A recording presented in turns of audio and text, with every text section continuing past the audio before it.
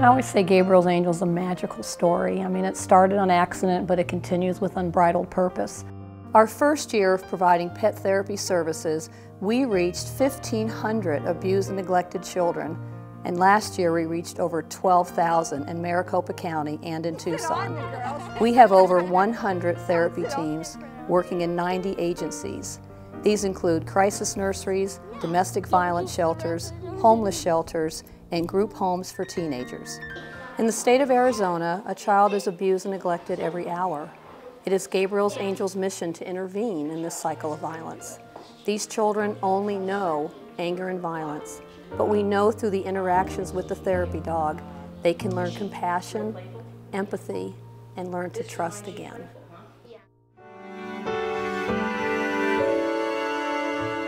And that's really truly where you see cycles broken, is through good programs like through Save the Family and partnering through Gabriel's Angels, who bring the dogs in for therapy.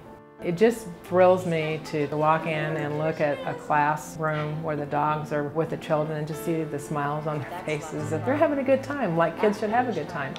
At Gabriel's Angels, all of our dogs need to be registered through the Delta Society or Therapy Dogs Incorporated. These are independent organizations that test the temperament, behavior, and the overall ability of the dog. Once the dogs are registered, Gabriel's Angels puts them through training. We designed a tool that gives our pet therapy team volunteers a means by which to reach these children at the most effective level. These tools may include an exercise, a game, or role modeling, anything that will reach the child. Some examples of items that would bring the child into direct contact with the dog are very soft brushes, a toothbrush and toothpaste. We also have a stethoscope, and they're starting to learn the basics of empathy and compassion, possibly for the first time in that child's life. If children do develop healthy core behaviors, compassion, empathy, trust, joining in, tolerance, respect while they're young, we know they are precursors to ending the cycle of violence. Our program revolves around developing these core behaviors for these kids.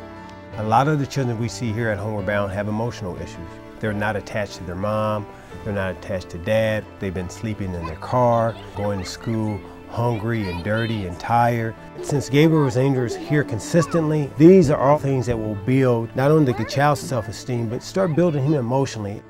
These kids haven't had consistency in their life, therefore will not form relationships because they're afraid that relationship won't be there in the next time. So bringing the same Gabriel's Angel pet partner pair back over and over again so the children can form a relationship with that dog is critical. Children don't forget, and if you promise them something and you don't deliver, they'll hold that and keep you to it. It's a trust issue. You tell them you're going to be there and you show up, and that means the world to them.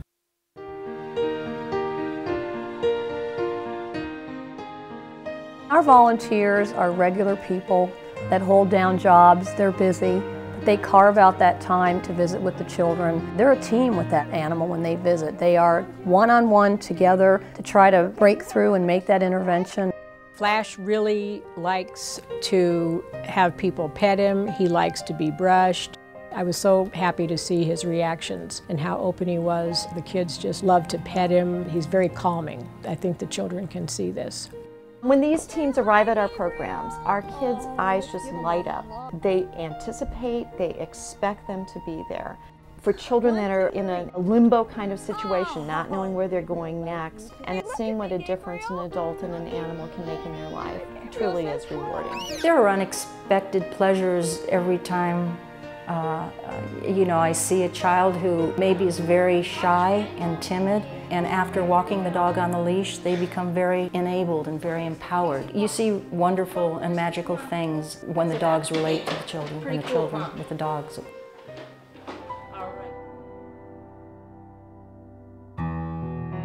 When I started Gabriel's Angels, I had no idea of the demand for our pet therapy services, and we strictly rely on donor support. Since we served 12,000 abused and neglected children last year, I think there's 25,000 that need our services.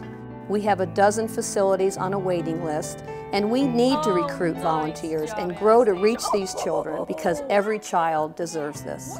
From a veterinarian standpoint, that's what has impressed me so much when I first met Pam and learned of her work with the children. And we've had many experiences where animals have been able to accomplish things with children that adults couldn't. And so that's what intrigued me most about Gabriel's Angels, to be a part of that. If we can affect our children, if we can create a society where abuse goes away, then that is probably one of the most worthy things we can do with our monies.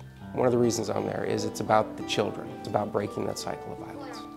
Ideally, we would love to be able to have Gabriel's Angels come to Casa de los Niños and have a different therapy team for each age group. It accomplishes a lot for our kids. Why I really chose Gabriel's Angels is because there's so many different charities out there, but they actually have proven results. And that is phenomenal. That's what was the cinch for me of why I chose Gabriel's Angels. Who cannot have feeling for an abused or neglected child? I think that's the first and foremost thing that drives us to the mission here. Who doesn't love their pets and their dogs? And I think this is a great combination of using those two resources for the betterment of the community and the children that we serve. The children that we deal with have a shell that they've built around them. But these therapy dogs soften the shell, allowing their unconditional love to reach each and every child. And when there's love, there's hope. And when there is hope, anything is possible.